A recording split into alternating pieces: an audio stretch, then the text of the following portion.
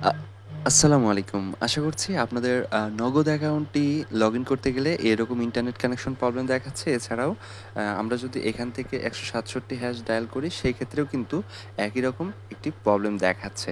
দেখেন এই যে এরকম লেখা দেখাচ্ছে। আমি নগদ কাস্টমার কেয়ার এ ফোন দিয়ে যেটুকু জানতে পেরেছি তাদের ১টা থেকে ভোর ৫টা পর্যন্ত আ কারিগরি মান উন্নয়নের কাজ চলবে। তো সেজন্য আরকি নগদটা আপাতত বন্ধ আছে। ভোর ৫টার পর থেকে আমরা সমস্ত কার্যক্রম আবার নগদের সুযোগ সুবিধা ব্যবহার করতে পারবো। লেনদেন করতে পারবো, অসুবিধা নেই।